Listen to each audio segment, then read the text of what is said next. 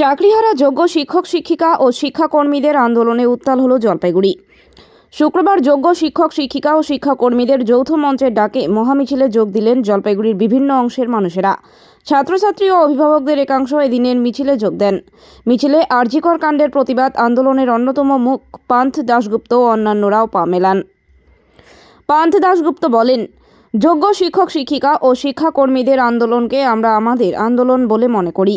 রাজ্য সরকারের অনৈতিক কাজকর্মের বিরুদ্ধে ঐক্যবদ্ধ আন্দোলন শুরু হয়েছে। শিক্ষা ও স্বাস্থ্যের অধিকার রক্ষার দাবিতে আমরা পথে আছি।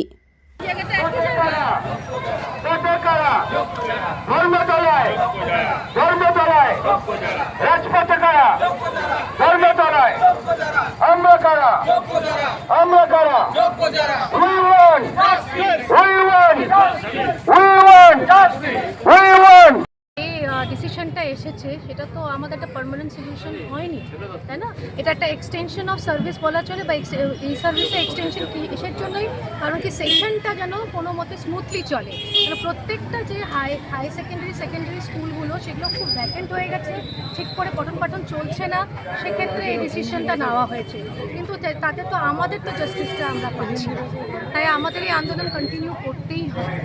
মূল দাবিটা কি রয়েছে, আজকে কি করছেন? দাবি হচ্ছে সেগ্রিগেশন। যারা টেন্টেড বলে মানে সাইটে সিবিআইয়ের কাছে, এসএসসির কাছে অলরেডি নোটিফাইড, তাদেরকে প্লিজ আমরা এটাই অনুরোধ করছি তাদেরকে বের করা হোক, তাতে যেন আমাদের প্যানেলটা যেন পুরোপুরিভাবে যেন একদম নিট অ্যান্ড ক্লিনভাবে যেন এটা আমরা প্রেজেন্ট করতে পারি। সেগ্রিগেটটা কেন করা হচ্ছে না? সম্ভব তো সেটাই তো, কারণ ওয়েবসাইটে নাম আছে, ওএমআরও চলে এসছে, কেন সেগ্রিগেশন হচ্ছে না, আরও ইনভেস্টিগেশন পেন্ডিং আছে, সেটাই আমাদের কাছে একটা বড় প্রশ্ন। সেই প্রশ্নের জবাব আমরা রোজ রাস্তায় ডিসি গ্রুপের কর্মীরাও রয়েছে। এটা ভীষণই আমাদের সাথে ওনারা আছেন, যারা নন টেন্টেড গ্রুপ সি গ্রুপ ডি, তারা হচ্ছে আমাদেরই একজন প্যানেলের পার্ট। আজকে ওনারা আমাদের সাথে হয়তো কয়েকজন আছেন, খুব দুঃখিত আমরা, কেন এরকম ডিসিশন নেওয়া হলো। আজকে মিছিলে কারা কারা রয়েছেন? মূলত কিসের কেন মিছিল? আর কিছু গ্রুপ সি গ্রুপ ডিরা, অন্যান্য নাগরিক বৃন্দরাও রয়েছে। হ্যাঁ, নাগরিকরা আমার স্কুলের টিচার্সরা এসেছেন, অনেক স্কুলের টিচার্সরা এসেছেন, সবাই ছাত্রছাত্রীদেরও দেখতে পাচ্ছি। গার্জিয়ানরা এসেছেন। সেগ্রিগেশনটা হচ্ছে না কেন? এর জন্য পেছনে কি মনে হচ্ছে, কারা করছে না? তাদের দরকার এটা করা। দরকার তো অবশ্যই, যেহেতু এটা আমরা দেখুন, আমরা directly appointed by the government, state government. সেগ্রিগেশনটা অবশ্যই স্টেট গভর্নমেন্ট করবে, তারাই পারবে কেন করতে।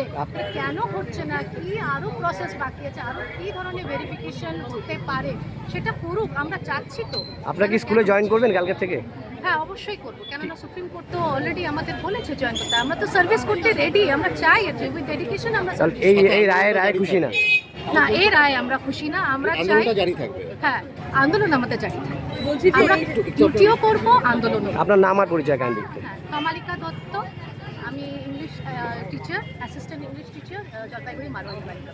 বলছি যে এই রায়ের ক্ষেত্রে যেটা দেখা গেছে, আপনাদের 31 তারিখ অবধি বেতনের একটা কথা বলা হয়েছে এবং সার্ভিস দেওয়ার কথা বলা হয়েছে। 31 মেতে একটা মানে অ্যাডভার্টাইজমেন্ট দেওয়ার কথা নিউ রিক্রুটমেন্ট, যেটা আমরা একেবারেই পক্ষপাতী না। এই কারণে যেহেতু আমাদের সব রকম স্ক্রিনিং, স্ক্রুটিনি, ভেরিফিকেশন করে আমরা জব পেয়েছি, আমাদের মেডিকেল হয়ে গেছে, আমাদের পুলিশ ভেরিফিকেশন হয়ে গেছে, আমরা কেন আবার পরীক্ষায়? কলকাতার আন্দোলনের কি আপনারা যুক্ত হবেন? এই 21-22 আমাদের একটা 21-22 একটা বড় আন্দোলন আছে, আমরা এই আন্দোলন আজকে করেই আমরা সবাই বের করছি।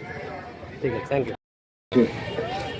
সরকারি বিভিন্ন দপ্তরে যে সীমাহীন দুর্নীতির জন্য 9ই আগস্ট আমরা আমাদের অভয়া বোনকে হারিয়েছিলাম, সেই একই ঘটনার ধারাবাহিকতায় রাজ্য সরকারের সীমাহীন দুর্নীতির কারণে এই 26,000 মানুষকে আজকে চাকরিচ্যুত করা হয়েছে।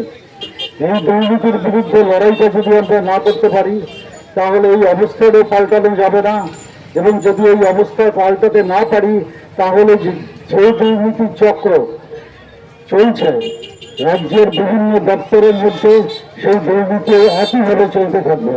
তাই এই আন্দোলন শুধুমাত্র শিক্ষকদের আন্দোলন নয়, এই আন্দোলন শুধুমাত্র যোগ্য চাকরিহারা শিক্ষকদের আন্দোলন নয়, এটা জলপাইগুড়ি তথা গোটা পশ্চিমবঙ্গের সাধারণ মানুষের আন্দোলন।